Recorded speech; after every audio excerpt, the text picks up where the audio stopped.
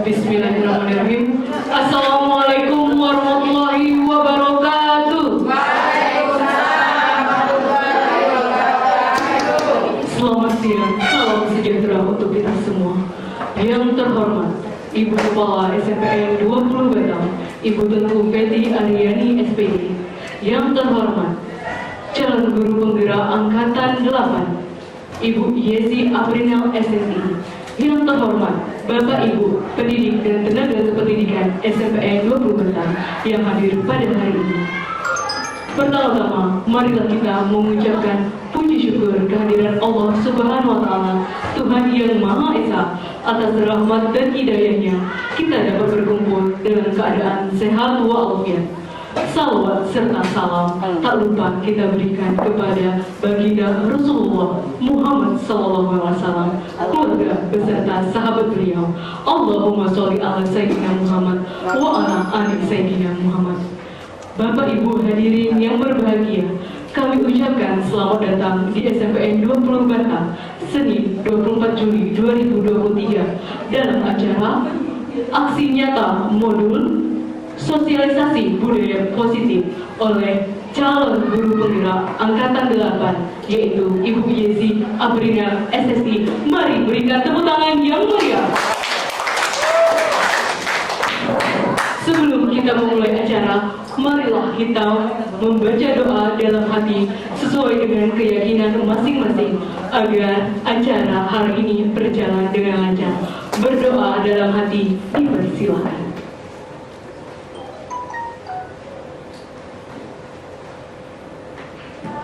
Selesai. Untuk memasuki acara pertama, marilah kita dengarkan sambutan dari Ibu Kepala SMPN 20 Batam, yaitu Ibu Tengku Feti Aryani SPD. Kepada Ibu dipersilakan. Baik, terima kasih Bu MC, Bu Feti Aryani. Bismillahirrahmanirrahim.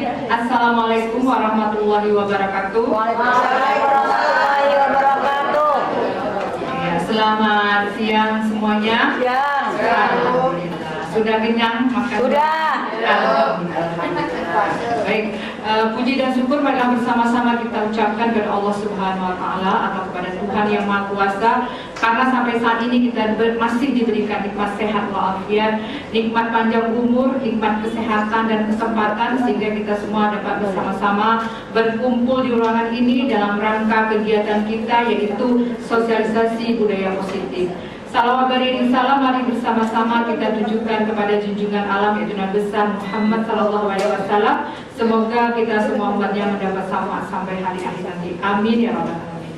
Yang sama-sama kita banggakan CGP Angkatan ke-8, yaitu Bu Yesi Aprinel SSI, dan juga di sini ada GP Angkatan 7 Pak Hari. Kemudian CGP Angkatan 8 juga Bu Suryani,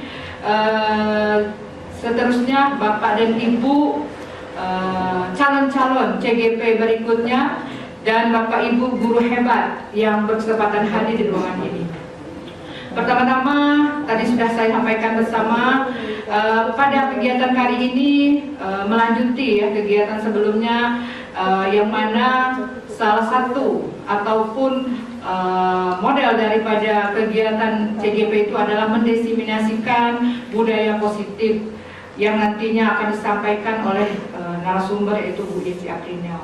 Bapak dan Ibu, kita semuanya di sini saling berkolaborasi atau bersama-sama berbagi praktik baik.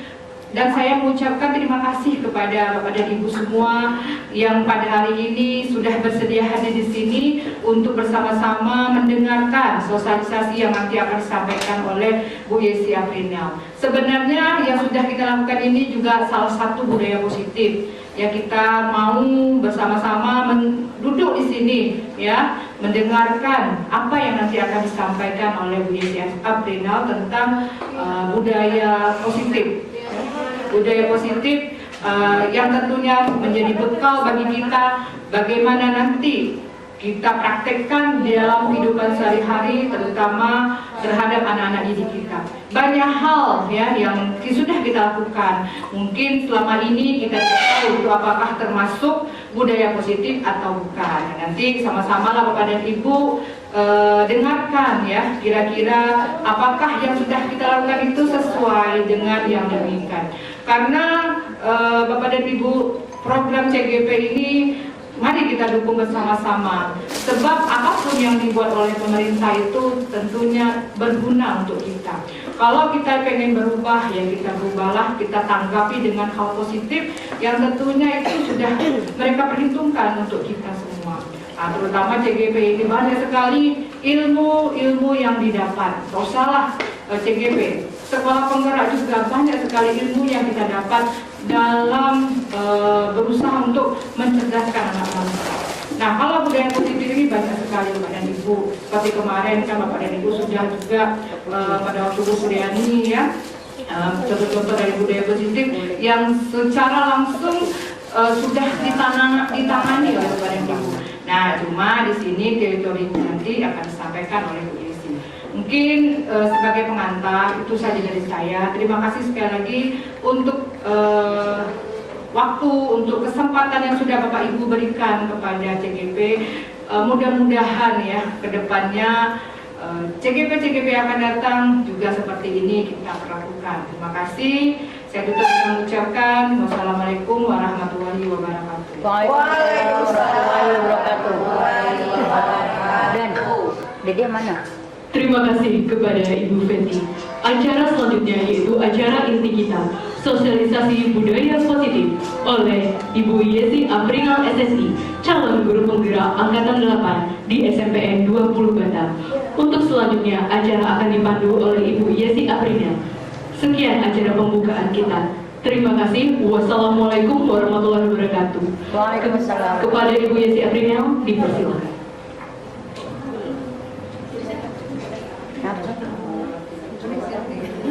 Dia jelas. Baiklah Bapak Ibu, saya mulai saja dengan mengucapkan Bismillahirrahmanirrahim. Assalamualaikum warahmatullahi wabarakatuh. Waalaikumsalam warahmatullahi wabarakatuh. Selamat siang Bapak Ibu. Selamat siang Bapak Ibu. Hebat. Suara apa yang kuat? Baiklah Bapak Ibu, saya mengucapkan terima kasih ya kepada Bapak Ibu yang sudah bersedia hadir dalam acara sosialisasi budaya positif di program Guru Penggerak Angkatan 38 yang sebelumnya sudah dilakukan juga oleh Ibu Suryani mengenai budaya positif juga. Ini salah satu termasuk dari peran guru penggerak ya, itu diantaranya guru penggerak tersebut harus memiliki peran, kemudian peran guru penggerak diantaranya harus inovatif, kemudian reflektif, mandiri, kolaboratif. Ini termasuk kemudian satu lagi berpihak kepada peserta didik. Bagaimanapun ya Bapak Ibu ya, pembelajaran kita itu intinya ujungnya itu murid dan murid. Jadi apapun yang kita lakukan itu semuanya akan berlaku nanti kepada murid. Ya itu aja sekedar pembukaan. Yang saya hormati Ibu Kepala Sekolah yaitu Ibu Teguh Feti Aryani, yang saya hormati Bapak Guru Hebat, Ibu Guru Hebat yang sudah hadir pada acara sosialisasi budaya positif di SMPN 20 Batam. Pertama-tama marilah kita panjatkan puji dan syukur kehadiran Allah Subhanahu wa taala yang mana pada siang menuju sore ini kita sudah dapat berkumpul di ruangan ini.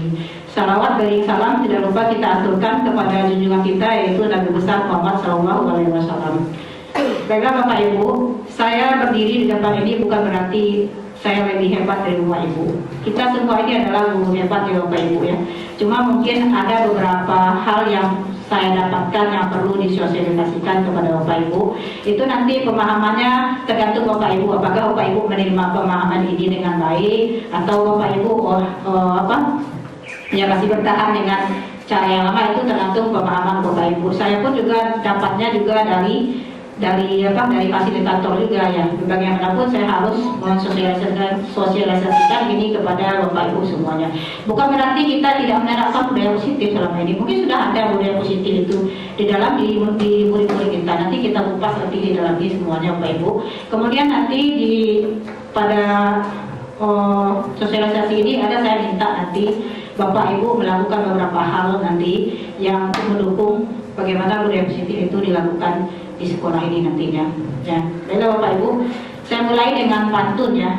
Di dalam comrok berisi tempe. Cakep. Jualan enak, tak cukup satu. Cakep. Jangan takut ikut program CGP.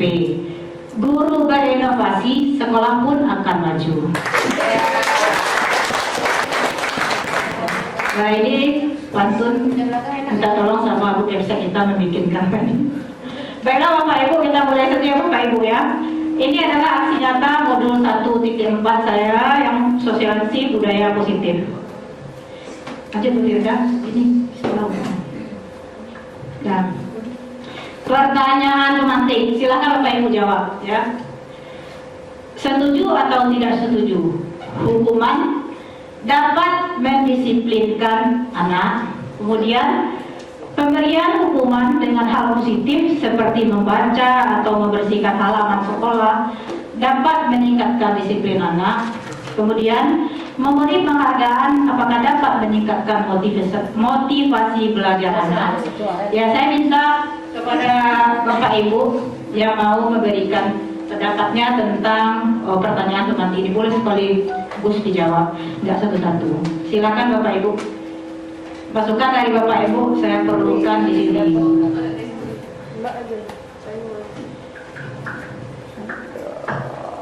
Silakan Bapak Ibu. Mari CGP silakan. Ya, Bu Deti. Silakan Bu Deti. Kalau bisa di depan ini Bu Deti. Biar pakai mic.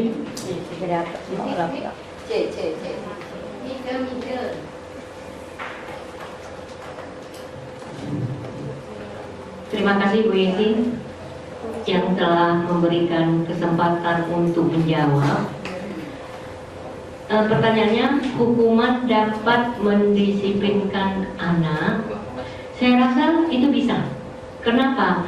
Karena anak kita ini rata-rata kalau kita tegur tanpa ada efek jerah, itu tidak akan kapok istilahnya. Jadi di sini hukumannya seperti apa dulu? Ya, sesuai dengan tema kita sekolah ini ramah anak. Jadi kita jangan melanggar dari yang sudah kita canangkan di sekolah ini, sekolah ramah anak. Ya, jadi dengan begitu anak itu bisa mendisiplinkan diri. Kalau tidak ada hukuman, mungkin anak zaman sekarang maaf ya, itu efek jerah tidak ada, menyepelekan. Contoh, oh ya ini terlambat, hanya disegur. Oh iya, besok pasti tegur aja, nggak ada efek jerah. Pasti dibuat lagi. Mungkin itu aja dari saya. Kesimpulannya dengan hukuman, insya Allah akan menanamkan rasa disiplin anak. Dan di sini sesuai dengan sekolah kita yang ramah anak. Mungkin kita tahu seperti apa sekolah yang ramah anak. Terima kasih. Ya. Terima kasih Bu Neti. Kita berikan aplaus dulu untuk pendapat dari Bu Neti. Baiklah Bapak Ibu, saya minta satu orang lagi memberikan pendapat di sini mengenai, boleh salah satu dipilih. Tadi Bu Neti tentang hukuman, kemudian yang kedua, yang ketiga boleh. Ya, silakan satu lagi Bapak Ibu, saya minta pendapat Bapak Ibu tentang pernyataan ini. Jangan takut Bapak Ibu, kita semuanya ya memiliki pendapat masing-masing, pandang masing-masing. Tidak ada yang salah ya Bapak Ibu ya. Tidak ada yang salah dengan pendapat Bapak Ibu. Silakan satu orang lagi yang bisa, Bu Yesi silakan. Ini CGP angkatan ke-9. Nah, silakan Bu Yesi.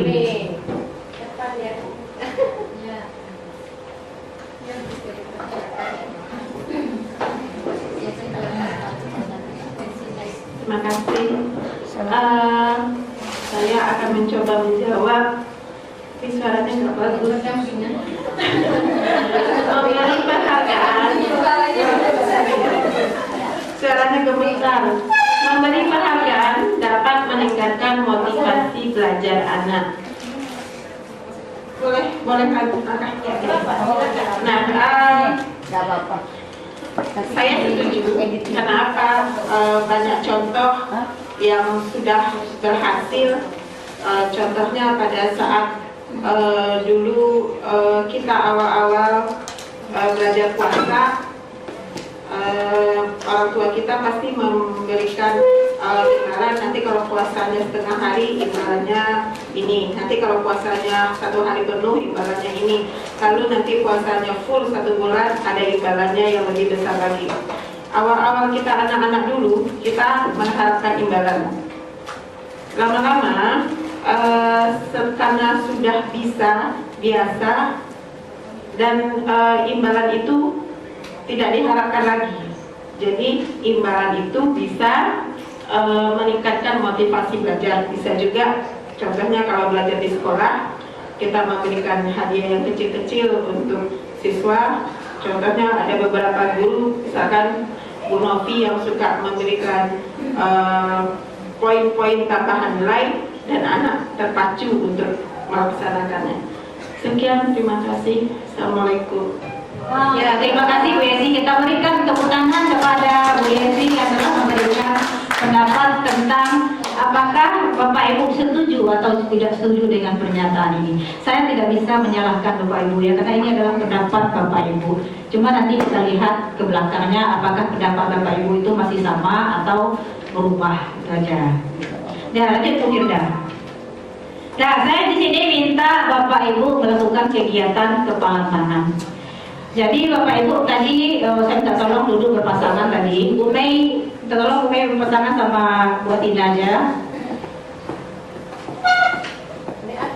Bu Peti dengan Mihar. Nah, Bapak Ibu silakan pilih salah satu yang mana yang sobeklah secara kertas. Tuliskan benda atau sesuatu yang sangat berharga untuk Bapak Ibu. Jadi benda yang sangat berharga ini ditulis. Pokoknya berharga, jangan sampai orang tahu ya kawannya. Jadi Bapak Ibu tentukan siapa yang memegang kertas itu, siapa yang berusaha untuk membukanya nanti. Kemudian letakkan salah satu tangan Anda dan genggam benda sesuatu tersebut dengan segala daya dalam sebuah kepalan tangan kanan atau kiri. Teman sebelah Anda akan mencoba dengan sekuat tenaga berbagai cara untuk meminta Anda memberikan benda tersebut. Jadi yang sebelah benda kertas itu tulisannya benda yang paling berharga sekali di atas benda, karena mungkin kita buat benda yang berharga sekarang kan. Kemudian teman Anda bisa membujuk, mengancam, menghardik, merayu, menyuap apa saja agar dapat membuka kepalan tangan Anda tadi. Silakan Bapak Ibu berkompromi berdua, diberi waktunya untuk menulis benda yang paling berharga itu dalam genggaman tangan. Ya. Maksudnya nama benda sih. Ya. Kertas itu dianggap benda yang paling berharga. Tulis nama bendanya di situ. Hah? Ya terserah lah mau benda. Kalau dipegang itu benda mati.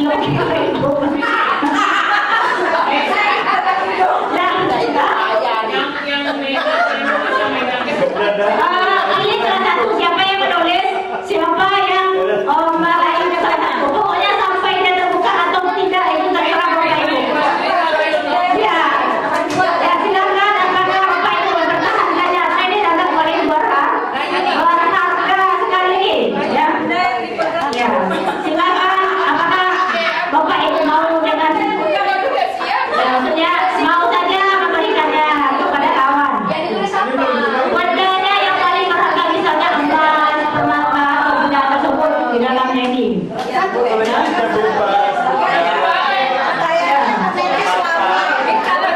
kawannya itu mendapat benda ini, apa bendanya ini, kemudian caranya gimana membuka. Jadi siapa yang saya pegang ini, jadi berusaha kawannya membuka.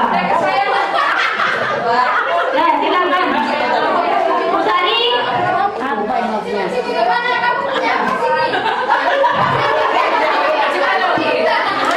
Silakan Bapak Ibu berlayu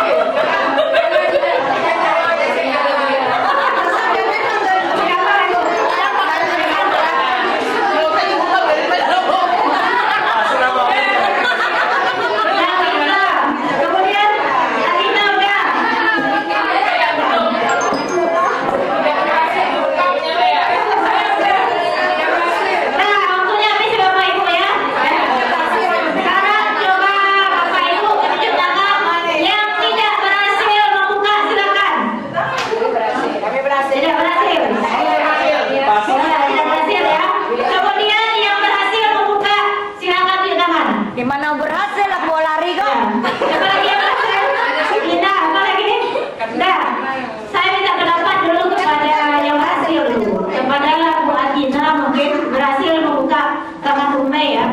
Kenapa berhasil tadi? Silakan Bu Atina. Ya, silakan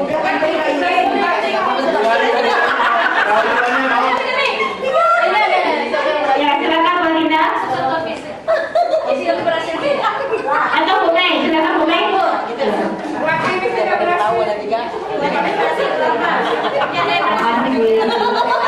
Tanding itu kenapa tidak berhasil mengambil dari saya dari tangan tuh? Salah licik loh. Iya, masa saya digelitikin? Kayak pengen gelitikin loh gitu. Berbagai cara ternyata memang wanita itu markotok deh. Terima kasih Bu Mei, kita berikan tepuk tangan kepada Bu Mei. Kemudian, ayo Bu Neti, silakan Bu Neti.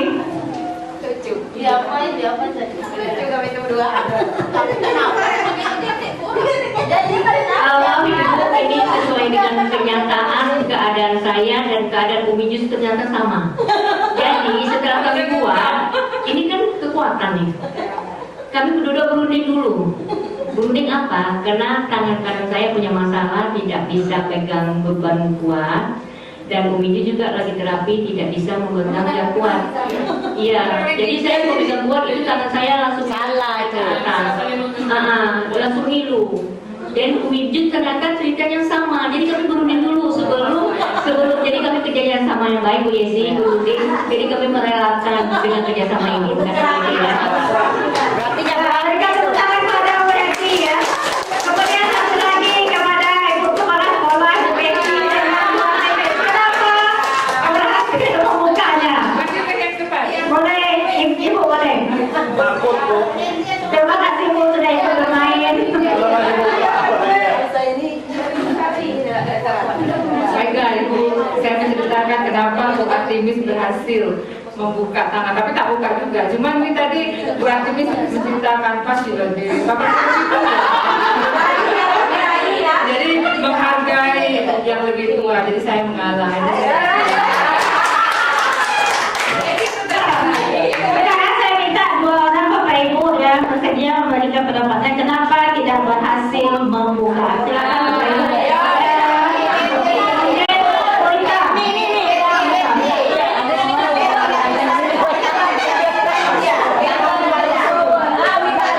Tadi saya ada coba ya Besi membuka yang digenggam Burita dari bujuk, dari rayu, dari janji makan, ditraktir juga gampang loh.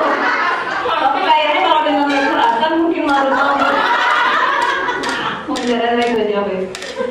Terima kasih minta berikan tepuk tangan kepada Wanita. Nah, satu lagi, siapa lagi?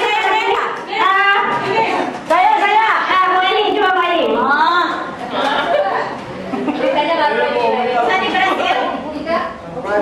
Katanya lagi dia benda yang dipegang bisa hidup.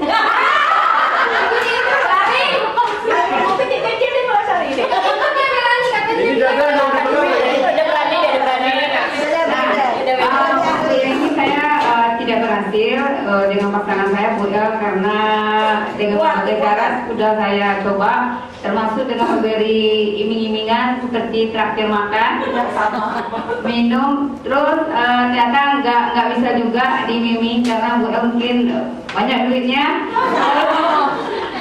Terus saya coba dengan tenaga saya yang kayak gini ternyata nggak juga bisa karena ternyata Bu El lebih kuat dari saya. Terima kasih. Terima kasih banyak tepuk tangan kepada Bu Eli. Sebenarnya mungkin alasan Bapak Ibu banyak lagi yang lain, tapi banyak lagi nanti kita lihat ada permainan lagi Bapak Ibu ya. Ya, dan lanjut kita. Itu semuanya pendapatnya nanti kita bisa lihat apa hubungan permainan yang dilakukan terhadap budaya positif yang kita lakukan. Nah ini tadi, apakah Anda membuka tangan atau tangan Anda itu sudah tadi yang kerja ya? Dan kemudian lagi kita lihat di sini ya Bapak Ibu, ini adalah ilusi guru mengontrol murid sebenarnya. Jadi Bapak Ibu yang tadi yang membujuk tadi itu adalah sebagai guru, yang memegang tadi adalah murid. Sekarang kita lihat juga itu fenomena gunung es ya. Kita lihat gunung es itu di luarnya itu sedikit, bagian sedikit yang keluar. Sebenarnya ada lagi bongkahan yang sangat besar di dalam yang tidak bisa kita lihat. Jadi anak-anak kita itu sebenarnya hanya kita kita lihat bagian luarnya saja. Sementara bagian dalam itu gimana caranya supaya kita bisa menggalinya, supaya tahu betul anak ini seperti apa. Jadi kita lihat Bapak Ibu, pada dasarnya kita tidak dapat memaksa murid untuk berbuat sesuatu jikalau murid tersebut memilih untuk tidak melakukannya, karena dia juga manusia. Sama juga dengan kita dengan atasan pun juga seperti apa, kan Bapak Ibu ya. Kemudian walaupun tampaknya guru sedang mengontrol perilaku murid, hal demikian terjadi karena murid sedang mengizinkan dirinya dikontrol. Kadang-kadang kita pun, saya pun juga pernah menemui murid, kalau kita suruh kadang-kadang dalam keadaan jengkel ya, malahan dia melawan kepada kita ya Bapak Ibu ya. Jadi saat itu bentuk kontrol guru menjadi kebutuhan dasar yang dimiliki murid. Teori kontrol menyatakan bahwa semua perilaku memiliki tujuan. Pasti ada tujuannya kenapa Burita tadi nggak mau membuka. Dan karena itu adalah hal yang sangat rahasia atau apa kan diisi dengan. Apa saya dibuka? Jadi masih kurang. Bahkan terhadap perilaku yang tidak disukai. Tadi sebenarnya berhasil itu sebenarnya itu yang kita inginkan, bagus kolaborasi. Jadi adanya kolaborasi antara guru dengan siswa tadi sehingga dia mau menyatakan kenapa dia melakukan hal yang seperti itu. Itu yang kita ingin sebenarnya.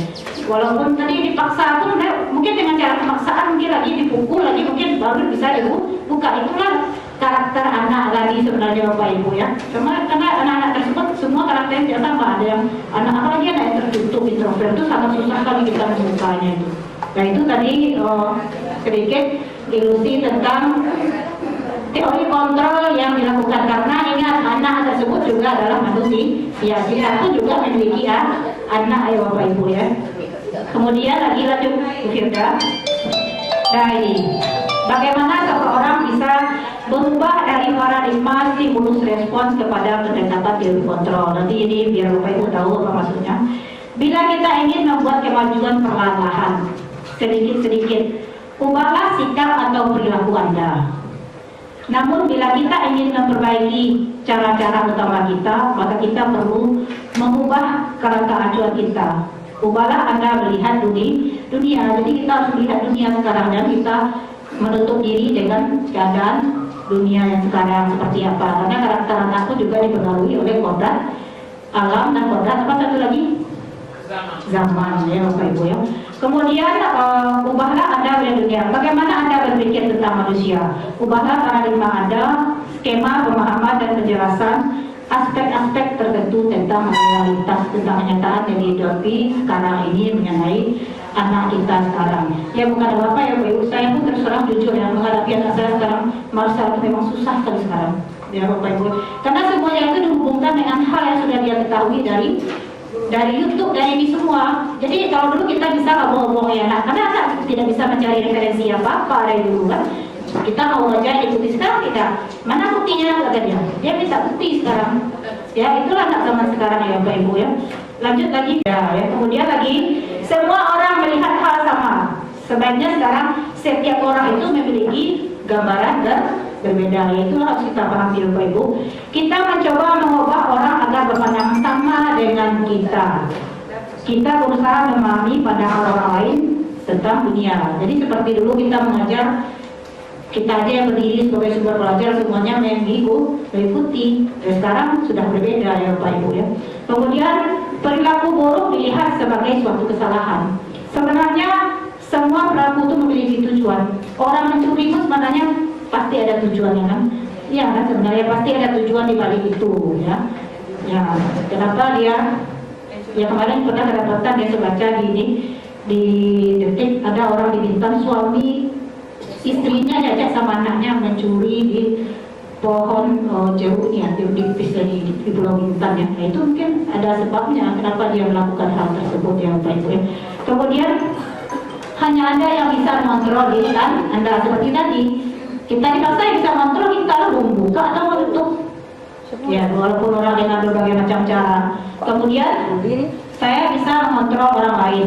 Anda tidak bisa mengontrol orang lain. Ya kalau zaman sekarang orang bisa mengontrol orang lain dengan duit, itu lain ceritanya Bapak Ibu. Ya memang kontrol itu sama kita. Kalau sampai kita dibujuk pun tadi dikasih duit, pergi kantin nggak mau kan?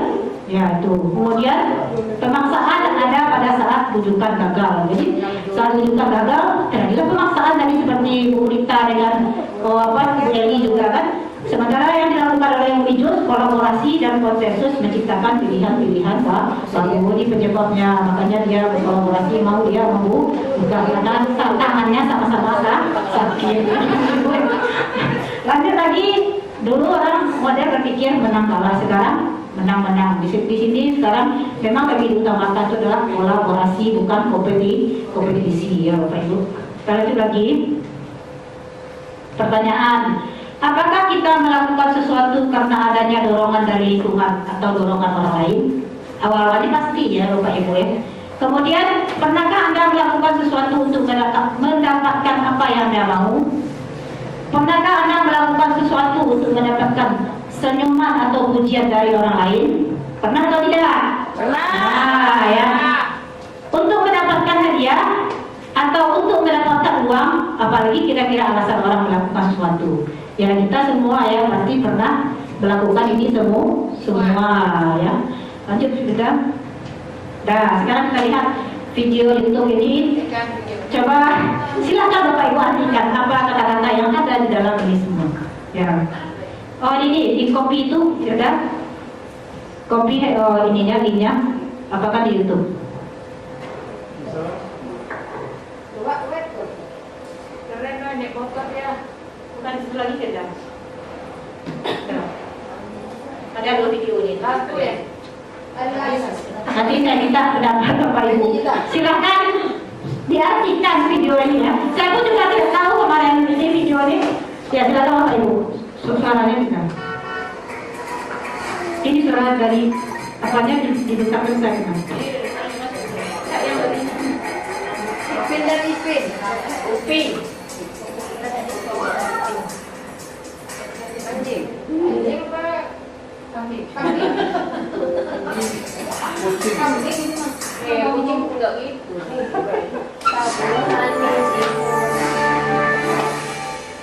MTV.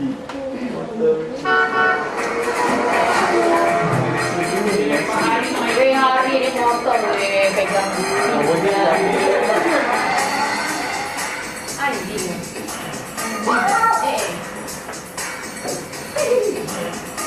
Ada zebra.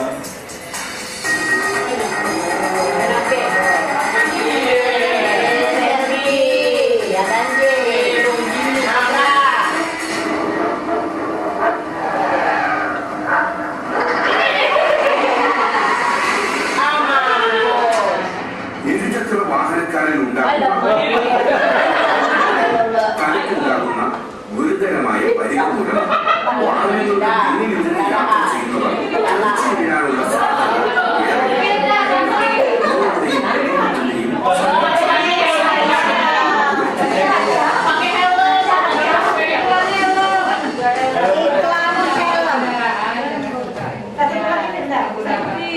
Ternyata videonya bahasanya bahasa India loh.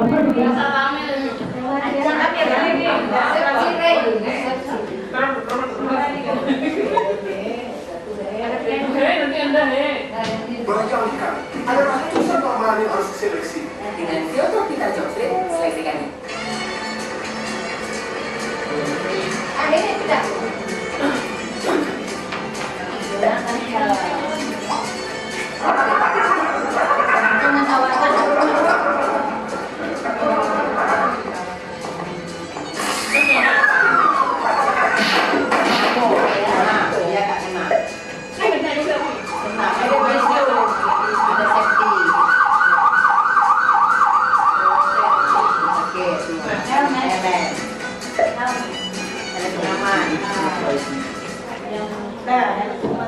Nah ya Bapak Ibu, kita lihat dua video tadi.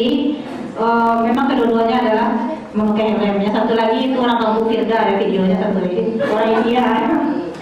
Dan Bapak Ibu coba lihat, sudah pasti tidak tahu lah ya apa maksud dari video ini. Coba kita hubungkan video ini dengan materi kita hari ini yaitu budaya positif. Apa yang bisa kita ambil makna dari video yang pertama dengan video yang kedua ini. Silakan Bapak Ibu yang mau berikan pendapatnya. Bagi yang belum tadi Bapak Ibu, silakan Bapak Ibu memberikan pendapat tentang dua video yang disajikan tadi. Atau Pak Hari mungkin DP kita yang akan tadi. Silakan Pak Hari. Ayo cepet hari. Pada jangan panasnya hari. Langsung ya Bung.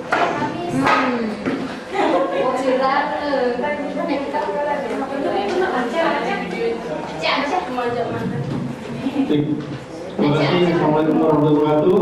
Waalaikumsalam warahmatullahi wabarakatuh. Terima kasih atas kesempatan yang diberikan Ibu Yesi selaku CGP yang akan datang. Nah, kita tadi melihat bersama yaitu video 1 dan 2 yang intinya sama dengan keselamatan menggunakan helm. Dari hubungan dengan teori kontrol yang Bu Yesi tadi informasikan, sebenarnya iklan ini sebagai bentuk bujukan ya. Kalau kita dilihat dari segi mengajak atau menginformasikan kepada orang, memaksa untuk memakai helm, orang kadang nggak mau ya. Jadi melalui dengan iklan tadi atau layanan tadi, iklan layanan masyarakat tadi tentang bahaya apabila kita tidak menggunakan helm. Dan kita tidak hanya menyuruh aja, tapi kita menggambarkan bagaimana bahayanya ketika kita tidak menggunakan helm. Maka masyarakat cenderung akan lebih, oh ternyata kalau nggak memakai helm bahayanya seperti itu. Atau pada tadi yang kedua yaitu bekerja, kalau kita memasakkan orang tukang, Pak pakai helm, ada orang belum tentu mau, Pak ini pakai helm, gunakan helm, atau disuruh dipaksa pakai helm, belum tentu mau. Tapi kalau dilihatkan bahayanya ketika tidak memakai helm, ada yang meninggal, ada yang masuk rumah sakit tadi, jadi seolah-olah tukang merasa oh bahayanya, setelah tahu bahaya jadi menjadi mau menggunakan helm. Jadi itu kalau menurut saya dari iklan di atas ya, jadi itu merupakan bujukan tanpa harus memaksa atau himbauan dari yang memberikan iklan tadi. Terima kasih. Dari saya sekian. Assalamualaikum warahmatullahi wabarakatuh. Terima kasih Pak Hari. Kita berikan tepuk tangan yang meriah kepada Guru Negara Angkatan 7 Pak Hari ya. Satu lagi saya minta pendapatnya Bapak Ibu yang belum coba buat Rina berikan pendapatnya. CGP berapa sih? CGP Angkatan 10. Jangan live nasi ini yang betul gitu kan? Berapa tadi? 11. Bismillahirrahmanirrahim. Berdasarkan video yang sudah kita tonton bersama, yang bisa saya berikan pendapat, kalau untuk kasus video yang pertama itu pengendara 2 orang tidak menggunakan helm, kemudian suka-suka di jalan raya, selfie, ternyata di depan tidak tahu ada bahaya, tiba-tiba melakukan penyelamatan diri dengan rem mendadak dan akhirnya pun resikonya sangat fatal, meninggal dunia. Iya, itu untuk yang pertama. Jadi pengendara yang suka-suka di jalan raya, tidak mematuhi aturan lalu lintas, dan posisi jalannya pun di tengah-tengah ya. Intinya di sini si pengendara itu suka hatinya dalam berkendara dan berlalu lintas, dan akibatnya pun meninggal dunia. Untuk yang kasus video yang kedua, saat seorang pekerja yang sudah benar menggunakan helm tetapi ditertawakan oleh teman-teman iya, ditertawakan, diejek, direndahkan mungkin ya, dibully benar. Jadi ketika seorang pekerja yang sudah benar menggunakan alat untuk keselamatan kerja tetapi dibully, itu ada dampak juga. Kita melihat reaksi dari si pekerja tadi sempat down ya, dengan ekspresi wajahnya yang merasa diejek tadi, tetapi dia tetap menggunakan helm tersebut, sehingga saat terjadi kecelakaan dalam pekerjaan yang menggunakan helm selamat, sementara yang tidak menggunakan helm saat bekerja mengalami kecelakaan. Ya, itu saja menurut saya, Bu Desi. Terima kasih. Ya, kita berikan tepuk tangan kepada Bu Aprina walaupun sudah kelihatan lemas ya Bapak Ibu ya. Nah, berarti ada dua pendapat tadi, Pak Hari sama Bu Aprina. Kedua pendapatnya luar biasa ya Bapak Ibu ya, yang berhubungan dengan keselamatan. Berarti di situ nilai apa yang kita bisa ambil dari kedua tadi? Apa nilai yang perlu diambil dari kedua video tadi? Nilai kebajikan apa? Kita memakai helm itu supaya apa? Nah, keselamatan. Berarti itulah nilai yang kita ambil, nilai keselamatan. Kemudian dari video yang kedua kita lihat ya, yang mungkin kita melakukan sesuatu hal yang baik atau positif itu banyak di belakang kita yang menertawakan, tapi kita tetap jalan aja karena itu adalah sesuatu yang positif ya Bapak Ibu ya. Jangan kita diajak lawan apa-apa soal ini lah, biarkan saja. Yang penting kita tetap jalankan sesuai dengan tugas kita sebagai seorang pendidik. Ya, lanjut Bu Firda. Dan tujuan disiplin positif ini. Disiplin positif bertujuan untuk menanamkan motivasi. Yang ketiga, nanti kita lihat motivasi itu ada 3 nanti Bapak Ibu. Pada murid-murid kita, yaitu untuk menjadi orang yang mereka inginkan dan menghargai dirinya sendiri. Berarti kalau dia memakai helm, dia menghargai dirinya. Tadi nilai apa yang dihargai terhadap diri dia? Keselamatan. Nah, itulah kita bangun dari peserta didik kita. Bukan berarti peserta didik kita tidak ada motivasi intrinsik. Banyak murid datang tepat waktu, itu sudah motivasi apa itu Bapak Ibu? Disiplin. Sudah tepat waktu, itu sudah motivasi sebenarnya, sudah dibentuk. Kemudian menghargai diri sendiri dengan nilai-nilai yang mereka percaya. Nilai-nilai yang mereka percaya ini harus berhubungan dengan nilai-nilai universal, yaitu profil pelajar Pancasila ya. Kemudian ketika murid-murid memiliki motivasi tersebut, maka mereka telah memiliki motivasi intrinsik yang berdampak jangka panjang. Motivasi yang tidak akan terpengaruh pada adanya hubungan atau tidak. Yang buktinya banyak posisi wanita mengerjakan tugas kan tidak pengaruh dia dengan mau dihukum apa nilainya segala macam, itu sudah motivasi intrinsik, bukan berarti tidak termasuk. Jadi sudah banyak sebenarnya motivasi intrinsik nih Bapak Ibu. Cuma kita mengingatkan lagi, menanamkan lagi bagaimana motivasi yang sudah dia miliki itu jangan terpengaruh dengan kawan-kawannya yang lain seperti tadi yang memakai helm yang tidak ada pengaruh kan. Nah, itulah motivasi. Biasanya anak-anak yang sudah memiliki motivasi intrinsik dia kesannya nggak ada, walaupun kita kasih tahu dan dikasih hadiah segala macam nggak ada pengaruh karena memang sudah terbentuk dari dirinya. Nanti kita lihat juga bagaimana dengan kita di sini. Coba Ibu, kita lihat lagi. Mereka akan tetap berperilaku baik dan berlandaskan nilai-nilai kebajikan karena mereka ingin menjadi orang yang menjunjung tinggi nilai-nilai yang mereka hargai atau mencapai tujuan mulia. Ya, ini anak-anak yang berkata tadi. Apa yang terdekat di pikiran kita Anda mendengar kata disiplin? Nah, apa yang kita Bapak Ibu kata disiplin itu? Coba waktu apa lagi? Apa? Kira-kira Bu Lita? Ayo, tadi peraturan. Apa lagi? Teratur. Ya, apa lagi? Nah, itu selama ini terlintas di diri kita itu adalah kata disiplin ya.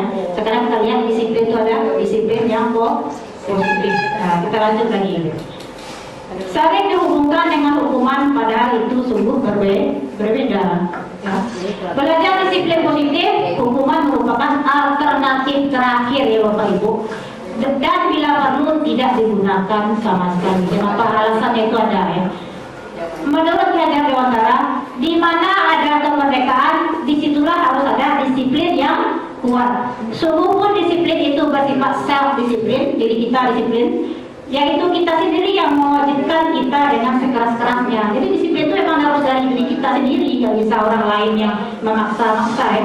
Kemudian tetapi itu sama saja. Sebab jikalau kita tidak cakap melakukan self disiplin, wajiblah penguasa lain mendisiplinkan diri kita, ya wajar.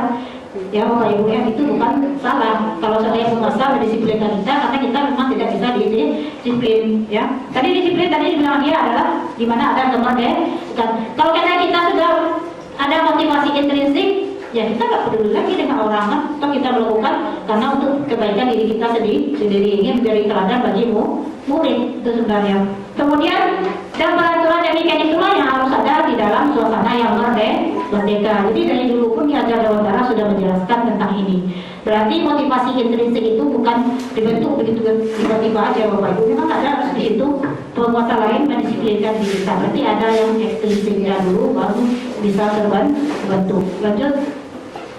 KD menyatakan bahwa untuk mencapai kemerdekaan atau dalam konteks pendidikan kita saat ini, untuk menciptakan murid yang berdeka, syarat utamanya adalah harus disiplin yang kuat.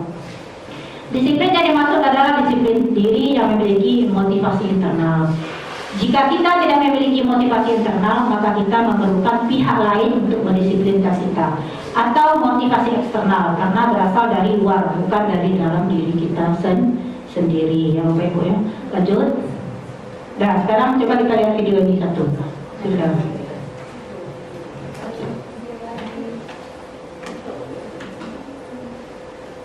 Ya mungkin Bapak Ibu sudah pernah melihat video ini, kita ulang lagi ya Bapak Ibu ya.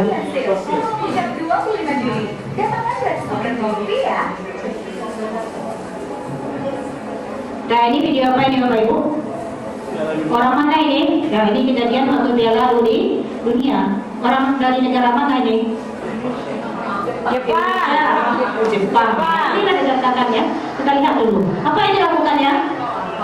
Ya, sampah tanpa disuruh. Ya mungkin karena dia tanggung jawab dia sendiri terhadap lingkungan kan. Nah ini juga di tempat ruang gantinya dikeluarkannya baju itu semua. Ya timnas Jepang. Kayak itu dia menyusul bajunya juga.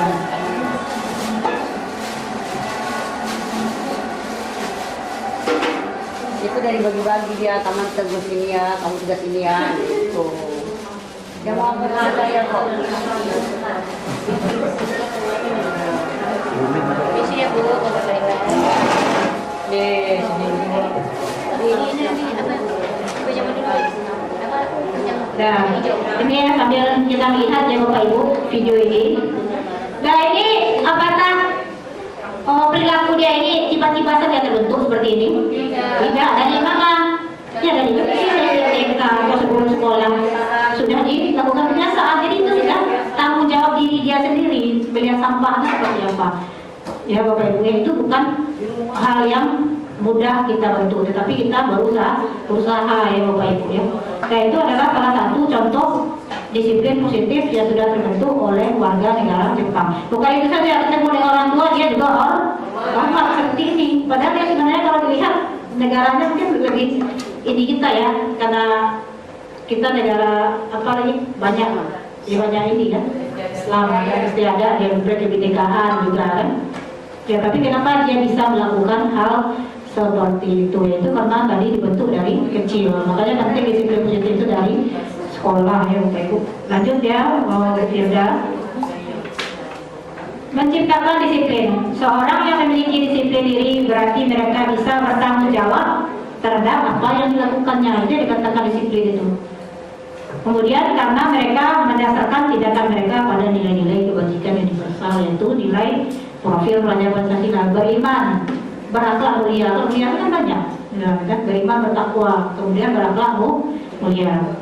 Sebagai pendidik, tujuan kita adalah menciptakan anak-anak yang memiliki disiplin diri. Jadi tugas kita ingin menciptakan anak yang memiliki disiplin diri sehingga mereka bisa berperilaku dengan mengacu pada nilai-nilai kebajikan universal dan memiliki motivasi intrinsik, bukan ekstrinsik. Jadi di sini kita bukan sudah ini dipaksa. Sekarang kita mencoba ya Bapak Ibu, bukan berarti kita harus.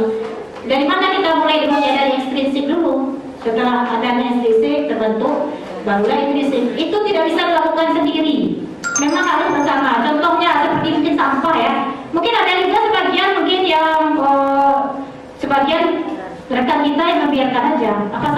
sampah tuh panggil aja anak, suruh dia ngambil kalau nampak sampah. Tapi kalau kita hanya 1, 2 orang, 3 orang melakukan itu tidak akan bisa. Memang harus ada kolaborasi, apalagi nanti ada teman yang ikut menyetawakan, itu luar biasa sekali seperti itu. Tapi di sekolah ini tidak ada kita temukan yang seperti itu. Semuanya di sini adalah saling berkolaborasi. Cuma kita saling mengingatkan saja lagi ya Bapak Ibu. Lanjut lagi. Untuk menghindari ketidaknyamanan atau hukuman apa yang akan terjadi apabila saya tidak melakukannya? Apa yang akan saya dapatkan apabila saya melakukannya? Saya akan menjadi orang seperti apa bila saya melakukannya? Nah ini, coba Bapak Ibu lihat 3 motivasi. Nomor berapakah yang termasuk motivasi internal atau tujuan disiplin positif dari 3 itu? Motivasi 1, 2, atau 3 yang sudah terbentuk unsur intrinsik.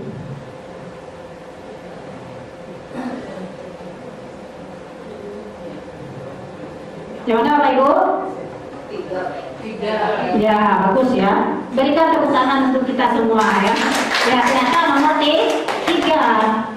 Saya akan menjadi orang yang seperti apa bila saya melakukannya. Itu sudah unsur intrinsik. Kalau mengharapkan ada takut hukuman, mengharapkan penghargaan itu masih dari luar. Ya, itu sudah dikatakan disiplin diri atau self disiplin tadi.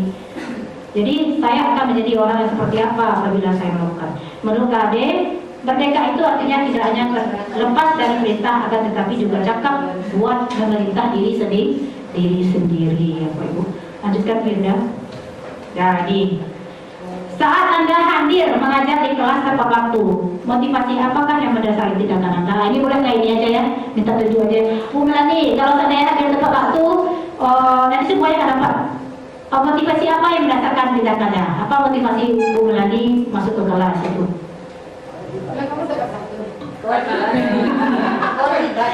Karena apa Bu Melani?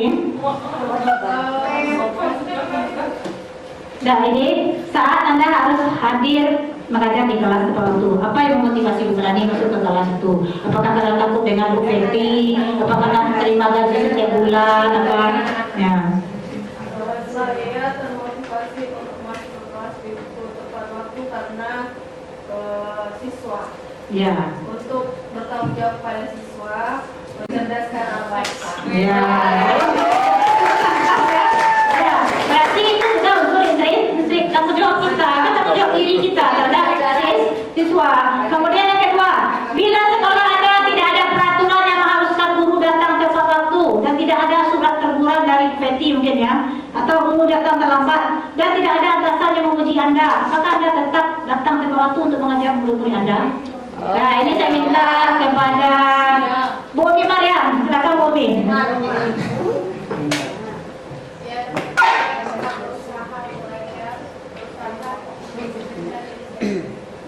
Ya. Siswa saya karena mereka menanti di kelas. Wes luar biasa ya. Karena menanti di kelas, itulah guru yang telah ya seperti itu ya, sudah dinantikan kedatangannya oleh siswa ya. Berarti Umi sudah memiliki motivasi intrinsik terhadap tugasnya. Kita kasihan aja lagi nengok kita, mungkin anak kita sudah menunggu ya Bu di ruang kelas. Nah, itulah motivasi intrinsik ya Bapak Ibu ya. Kemudian strategi apa yang Anda terapkan selama ini untuk menanamkan disiplin positif pada murid? Bagaimana hasilnya pada perilaku murid? Lihat ada ya. Menurut Anda dari ketiga jenis motivasi tadi, motivasi manakah yang saat ini paling banyak? Ini jujur aja Bapak Ibu. Motivasi 1, 2, atau 3 yang banyak sama siswa kita sekarang? Coba baik lagi Ibu Firda pertanyaan tadi. Nah, yang mana yang masih banyak sama siswa kita sekarang? 1 ya.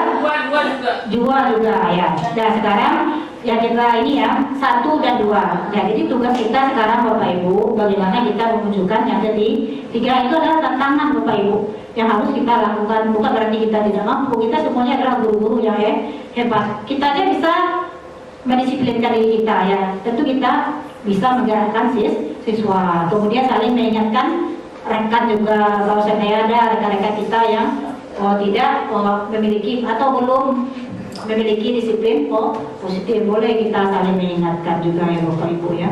Lanjut lagi Bu Firda, pertanyaan tadi.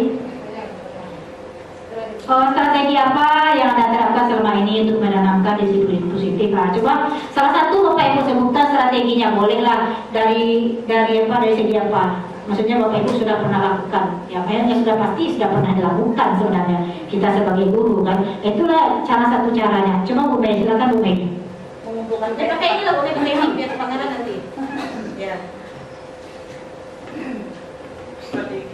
Ya, strategi salah satu strategi ini kan mungkin banyak strategi lain kan. Bukan cara ya, strateginya. Ya boleh cara. Caranya itu yang pertama, yang selama ini saya lakukan yang itu mengumpulkan PR tepat waktu Bu Desi. Kenapa saya suruh demikian? Karena agar anak-anak terbiasa mengerjakan PR itu di rumah, bukan di sekolah. Yang saya terapkan selama ini adalah ketika saya masuk, anak tidak lagi mengumpulkan PR, tapi pagi hari itu sudah kumpul di meja saya. Itu termasuk nggak? Ya, itu saja. Tidak bisa ini lagi. Ya, terima kasih Bu Aktivis. Ya mungkin satunya Bu Yusni ya, Bu Yusni. Ya, kita kenal juga tepat waktu juga. Bu Tina, silakan Bu Tina. Ya.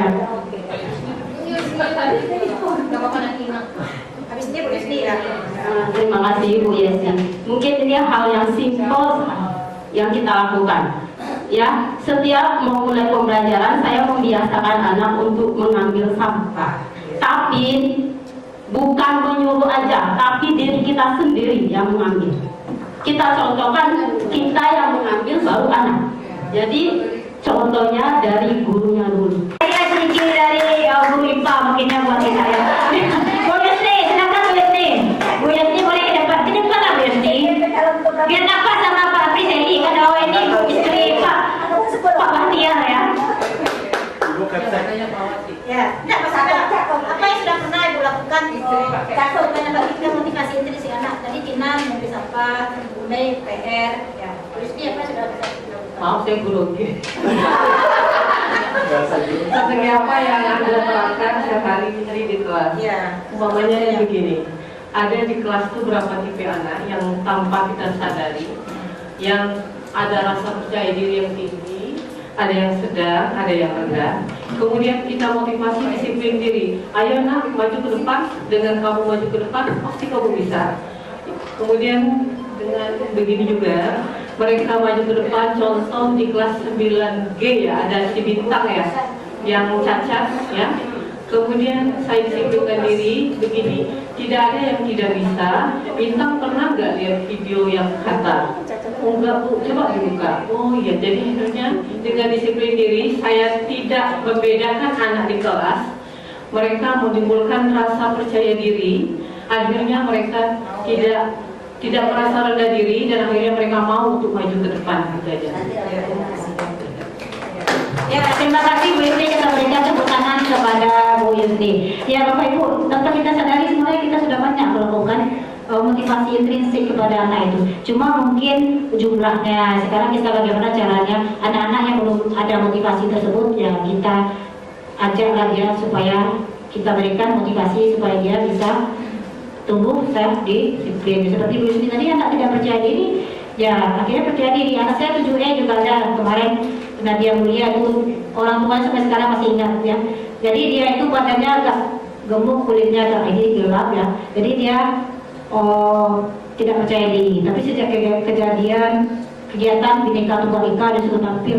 Setelah itu anaknya sudah mandiri, sudah mandiri, sudah percaya terima kasih kali. Ya, itu salah satu bentuk motivasi intrinsik yang kita tumbuhkan. Lanjut, nilai-nilai kebajikan, nah itu pasti nilai profil belajar Pancasila. Ya, lanjut, udah. Nah, sekarang dihukum oleh penghargaan. Nah, ini tadi masalah penghargaan. Ini sebenarnya tergantung kita memahaminya ya Bapak Ibu ya. Penghargaan berlaku sama dengan hukuman. Nah, ini menurut pendapat ini Al-Fiqh tahun 93. Dalam arti meminta atau membujuk seseorang melakukan sesuatu untuk memenuhi suatu tujuan tertentu dari orang yang meminta atau membujuk, dorongannya eksternal dan ada faktor ketergantungan beberapa dampak dari pemberian penghargaan. Nah ini ya sebenarnya saya mau menjelaskan ini semua, tapi mungkin karena waktu ya. Itu penghargaan itu juga pengaruhnya jangka pendek dan jangka panjang. Penghargaan tidak efektif, penghargaan merusak hubungan. Salah satu contohnya yang merusak hubungannya.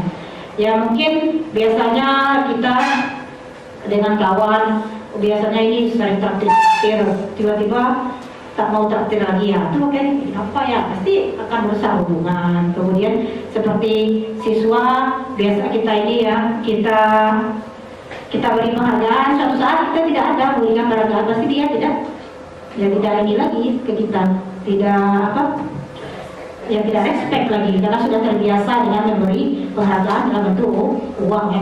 Kemudian penghargaan tersebut mengurangi ketepatan ya, karena tunggu dulu dikasih ini dulu bintang atau apa, baru nak mengerjakan itu. Kemudian penghargaan mengurangi kualitas juga karena mengharapkan sesuatu, mematikan. Kemudian penghargaan menghukum. Yang menghukum di sini gimana ya Bapak Ibu? Yang paling terhukum ya di modul itu saya baca, penghargaan itu hukum paling terhukum itu adalah anak yang memperoleh ranking 2 ya.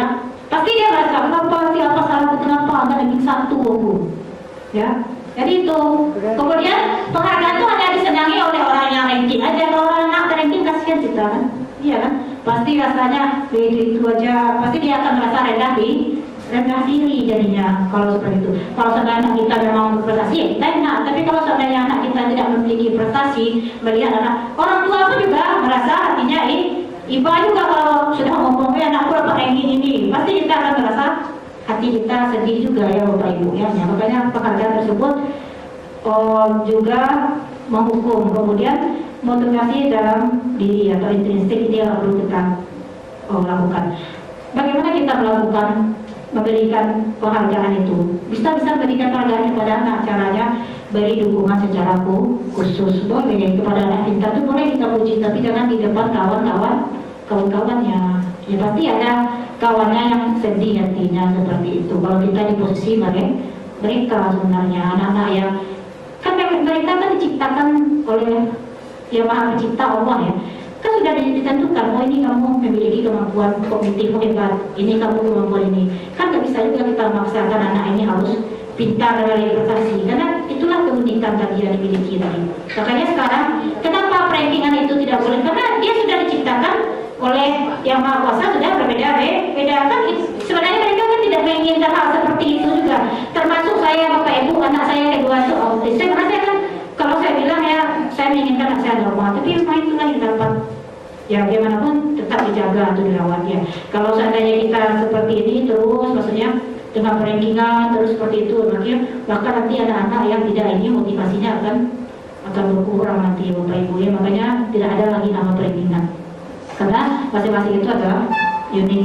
Sekarang pun orang kaya tidak harus dari ini kok, dari menjadi dokter, malah saya bilang lebih banyak yang bisa menghasilkan duit juga. Yang penting sekarang kita adalah inovatif dan kreatif ya Bapak Ibu ya.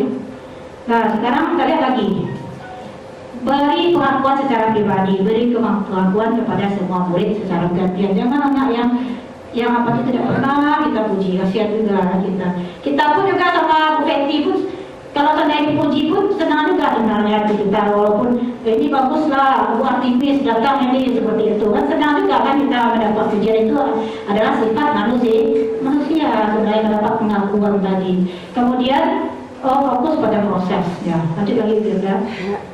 Dan contoh pengakuan apresiasi.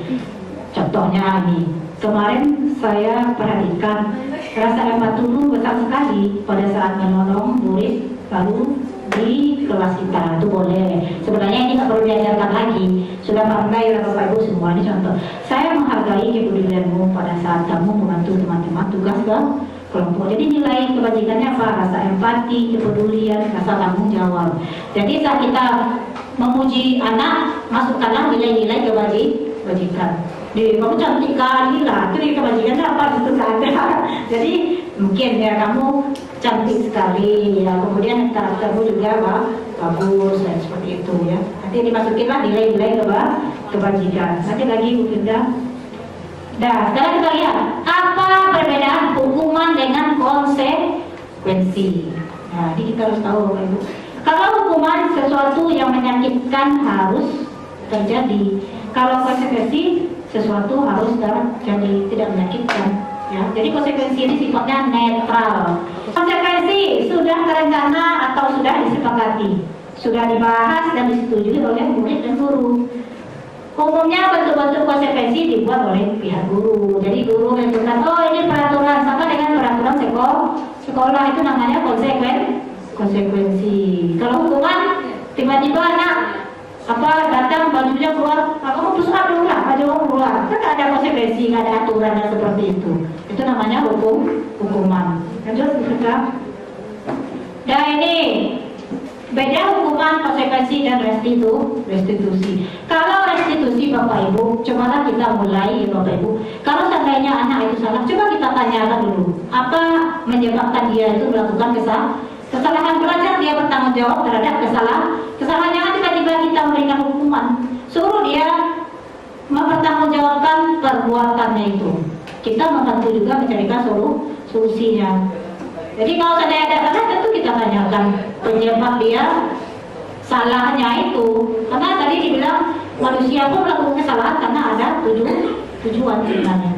Ya sebaiknya kita tanyakan yang restitusi pilihan, fokus pada pemecahan masalah. Kalau sudah memecah masalah itu akan terjadi jangka panjang. Kalau seandainya anak sudah tersakiti secara psikis atau verbal, sampai nanti pun akan ingat. Saya pun juga masih ingat guru yang pernah seperti itu waktu di SD. Nah, itu akan menjadi kenangan sampai nanti. Itu kita hindari Bapak Ibu. Sebenarnya mereka seperti itu. Dan lanjut lagi bisa. Restitusi itu adalah proses menciptakan kondisi bagi murid memperbaiki kesalahan. Jadi kita berusaha sekarang, kalau dia salah kita tanya penyebabnya, suruh dia bertanggung jawab terhadap perbuatan dia itu. Jangan kita yang mencarikan. Dia terbiasa bertanggung jawab terhadap perbuatan dia ya. Jadi di sini proses kolaboratif yang mengajarkan murid untuk mencari solusi untuk masalahnya mereka ya. Jadi dibiasakan dia. Jadi lama-lama dia disuruh seperti itu kan bosan juga dia. Kalau seandainya kita hukum terus ya, mungkin dia enak juga kayak aku lari lagi karena ini mungkin tidak akan jerah seperti itu. Tapi kalau seandainya disuruh dia memikirkan sebabnya, tanggung jawabmu apa ya, pasti dia akan merasa malu terhadap dirinya juga. Kita coba saja ya Bapak Ibu seperti itu ya. Saya pun juga menerapkan juga seperti itu. Sekarang ya sesuatu anak membuat kesalahan ya saya tanya solusinya bagaimana, suruh dia cari solusinya sendiri. Apa solusinya? Ya jangan kita pula yang menghukum, yang menentukan. Itu cara singkat aja yang tidak akan membuat masalah mereka itu menjadi bagus ke depannya. Ya Bapak Ibu ya. Lanjut lagi. Ini 9 ciri-ciri restitusi itu memperbaiki hubungan. Dan ini menuntut untuk melihat ke dalam diri. Ini semuanya. Lanjut kita. Sekarang kita lihat. Bapak Ibu sekarang sudah masuk ke rencana baru, buatlah keyakinan kelas. Keyakinan kelas itu kok lari deh. Nah sekarang kita lihat mengapa tidak peraturan saja, mengapa harus keyakinan kelas. Ya. Dan awal-awalnya untuk membentuk disiplin positif itu memang peraturan dulu. Setelah terbentuk peraturan, setelah terbentuk motivasi intrinsik, barulah keyakinan ke kelas, baru lingkungan positif dan budaya positif. Itu memang tantangan kita membuatnya. Ya Bapak Ibu ya. Dan kami sarankan di sini Bapak Ibu membuatlah keyakinan kelas. Ajak anak tersebut membuat seperti saya tadi sudah lakukan di kelas. Jadi dia tahu konsekuensinya seperti apa. Jangan tiba-tiba melanggar peraturan, tiba-tiba dihukum.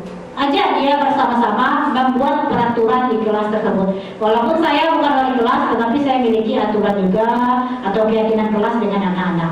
Jadi caranya Bapak Ibu bikin anak yang duduk berdua, kalau bisa pakai stigma di depan. Jadi cara apabila kata-kata dia yang sama dibuang, tinggalkan beberapa, akhirnya terbentuklah keyakinan kelas. Dibuat nanti di kertas lembar keyakinan kelas, ketik ditandatangani di belakangnya. Jadi kalau anak sudah membuat kesalahan, tengokkan itu ke dia. Jadi kita mengajarkan anak jangan menggunakan kekerasan lagi hukuman. Yang mana yang kamu langgar di sini? Masukkan juga ya Bapak Ibu ya, termasuk sholat di waktu zuhur tadi ya, itu kan kalau untuk Islam ya tadi ya, yang mengajarkan perintah agama, masukkan juga. Yang jelas masuk unsur profil Pancasila. Jadi ada 8, nggak usah banyak-banyak. Kalau menghargai guru, menghormati langsung masuk aja satu. Menghormati guru dan teman, menghargai dan menghormati guru dan teman. Ya, tolong Bapak Ibu, kalau bisa wali kelas langsung ditempelkan keyakinan, jangan ada lagi yang menempel peraturan. Ya Bapak Ibu, keyakinan kelas karena kita sudah melibatkan anak-anak di dalamnya. Jadi kalau seandainya dia sudah tahu dia melanggar itu, tengokkan anak-anak itu dia, pasti dia akan ya ada juga rasa malu dia karena sudah sama-sama dibuat. Kita coba saja dulu ya Bapak Ibu ya. Ya mudah-mudahan cara ini adalah ampuh dan aku suruh dia menandatangani. Saya dari kelas ini sudah buat C, D, dan E ya. Lanjut lagi Bu Firda. Dan keyakinan kelas itu misalnya selalu kembalikan buku ke tempatnya, itu kan peraturan. Pikirannya dia itu bertanggung jawab, mungkin seperti itu. Bertanggung jawab berarti terhadap segala sesuatu bertanggung jawab. Ya, dilarang mengganggu orang lain. Nah itu kata-kata negasi juga kan, kata negatif. Bikin aja menghormati orang lain. Jadi diingat sama anak kalau kita singkat buatnya. Berarti bertanggung jawab menghormati orang lain. Hadir setelah di sekolah 5 menit sebelum pembelajaran, berarti menghormati orang lain dan berkomitmen, seperti itu contoh. Dilarang melakukan kekerasan. Nah ini keselamatan menghormati orang lain. Dilarang menggunakan narkoba atau kesehatan. Nah, jadi kita buat di situ, bukan kita yang menentukan. Suruh anak itu buat, kemudian tulis, papan tulis boleh juga kalau ada stigma. Kita pilih ya, ini ya, sama-sama ya. Jadi kita sudah bikin keyakinan kelas. Ibu mohon kepada anak ibu semuanya jangan sampai ada yang melanggar. Ya, karena ini sudah ditandatangani, disepakati oleh ibu dan kalian semua. Mudah-mudahan anak-anak kita yakin atau sadar bahwa itu melanggar aturan yang sudah dibuat. Itu lagi Firda, sedikit lagi. Ini nanti aja, satu lagi. Nah ini kita lihat. Lihat video ini sedikit Bapak Ibu. Baru apa? Speaking. Setelah itu kita close lagi. Ya, kita lihat video ini Bapak Ibu.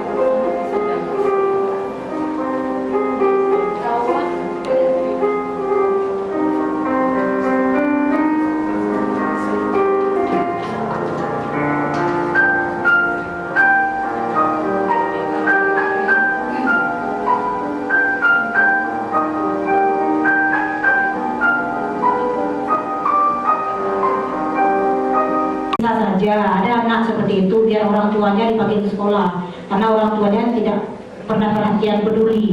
Bisa ada anak seperti itu melakukan. Kemudian yang kedua, kasih sayang dan rasa diterima. Makanya tadi dibilang guru yang favorit itu biasanya yang sayang kepada anak apa ya, memang itulah yang diinginkan anak-anak, rasa sayang kita terhadap mereka dan rasa diterima.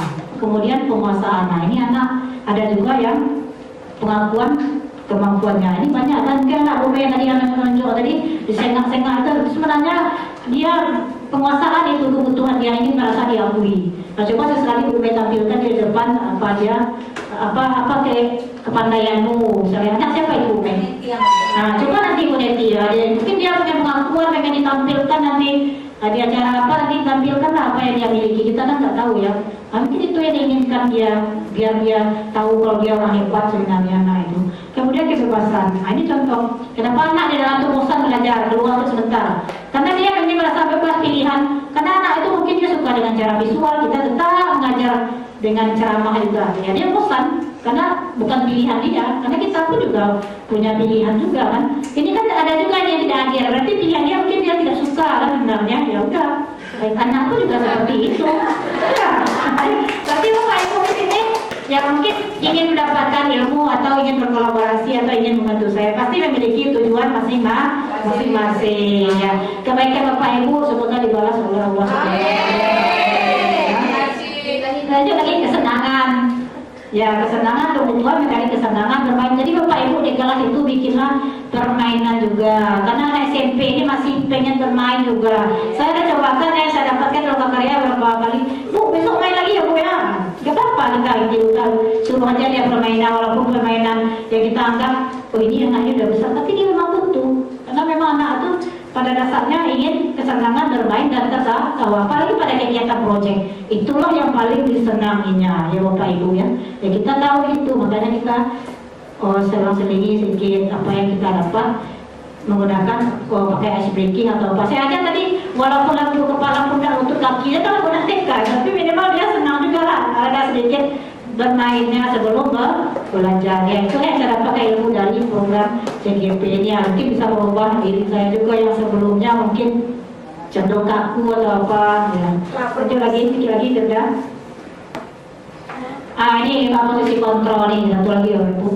Sebagai penghukum menggunakan hukuman fisik maupun verbal, membuat merasa bersalah. Guru bersuara lembut, tetapi kamu tidak mengecewakan orang tuamu ya nak dengan sebuah seperti ini, tak boleh. Nah itu ini membuat anak terpuruk ya. Kadang-kadang anak sampai menangis, senang kali kita melihat itu, tapi dia sampai mana itu terisa. Oke, kita belum tentu bisa membuat dia berubah juga besok.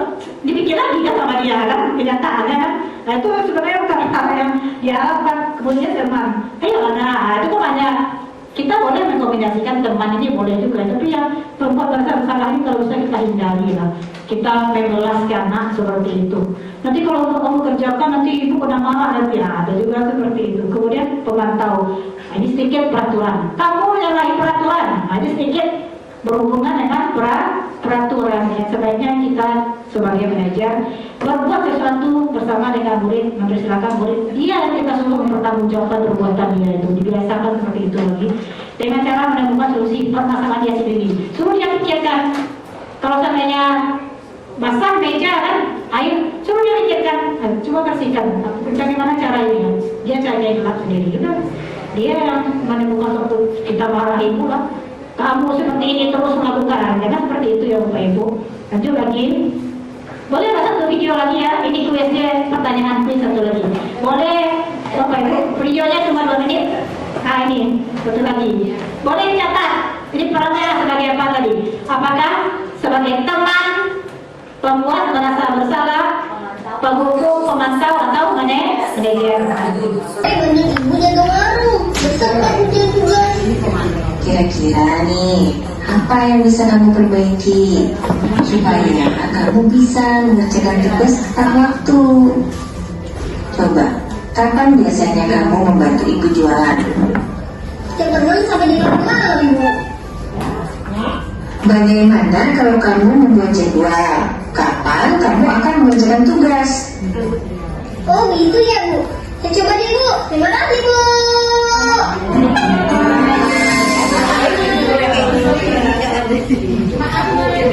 Nah, berarti sudah nampak ya Bapak Ibu ya. Ya kita coba praktekkan yang nomor 5 itu. Yang pertama sebagai apa Bapak Ibu? Hukum ya. Yang kedua merasa bersalah ya. Yang ketiga teman. Keempat pemantau selalu dengan peraturan. Yang kelima manajernya. Sekarang kita ajarkan anak gimana dia mencari solusi. Kalau bisa kita ikut juga membantu dia mencari solusi ya. Jadi Bapak Ibu terakhir mungkin terakhir ini saya minta Bapak Ibu melakukan ice breaking dulu ya sebelum kita proses. Kita ice breaking kita. Yang tadi bukan.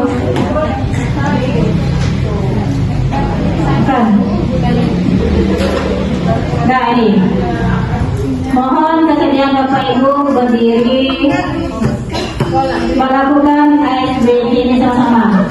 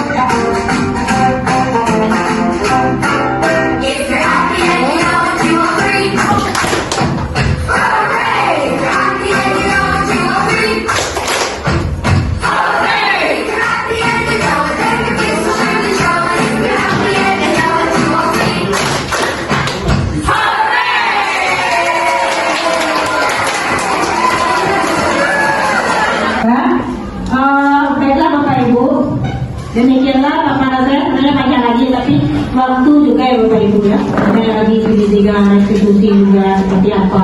Itu sebenarnya sih, tapi udah saya jelaskan tadi di video tadi nampak ya Bapak Ibu ya. Jadi saya harapkan nanti kita semua bisa menerapkan apa yang sudah saya jelaskan tadi. Kita di sini berusaha untuk memotivasi siswa kita agar dia disiplin. Di sini disiplinnya adalah disiplin positif. Saya yakin Bapak Ibu semua pasti bisa, karena kita semua juga memiliki anak, kemudian anak yang di sekolah kita anggap sebagai anak kita sendiri ya Bapak Ibu. Segala hal yang kita lakukan di sekolah ini adalah tujuannya hanya untuk murid dan murid. Yakinlah Bapak Ibu, anak tersebut memiliki keunikan masing-masing, dan tugas kita menuntun keunikan dia tersebut agar dia bisa menjadi orang yang sukses ya Bapak Ibu ya. Terima kasih kepada Bapak Ibu yang sudah hadir pada acara sosialisasi budaya positif. Saya doakan semoga Bapak Ibu tetap sehat dan menjadi guru yang baik, akhirnya sekolah maju, pendidikan di Indonesia juga maju. Saya akhiri dengan mengucapkan, saya mohon maaf dulu ya Bapak Ibu ya jika ada kata yang salah atau saya bicara dari Bapak Ibu. Saya kira ini pompong ke pulau-pulau, pembangunan makin maju. Budaya positif diterapkan di SMPN 20 agar pendidikan di Indonesia makin maju. Saya akhiri dengan wabillahi taufiq wal hidayah. Wassalamualaikum warahmatullahi wabarakatuh. Tetap semangat.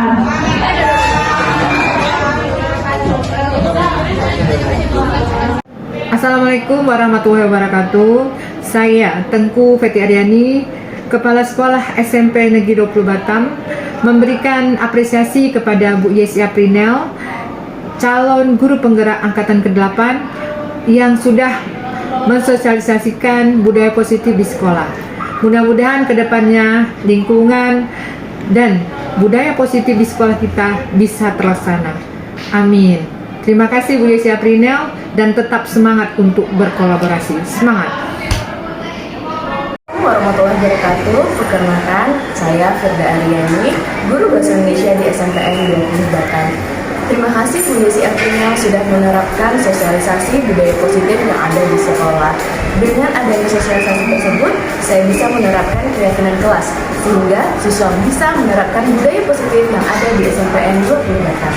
Terima kasih. Assalamualaikum warahmatullahi wabarakatuh. Perkenalkan, saya Umi Maryam. Saya adalah guru bahasa Inggris di SMP Negeri 20 Batang. Setelah mendengarkan pemaparan dari Ibu Yesi selaku CGP Angkatan 8, saya mendapatkan ilmu terkait dengan bagaimana memposisikan diri sebagai manajer ketika menghadapi peserta didik di sekolah. Terima kasih atas ilmunya Bu Yesi. Tetap semangat. Wassalamualaikum warahmatullahi wabarakatuh.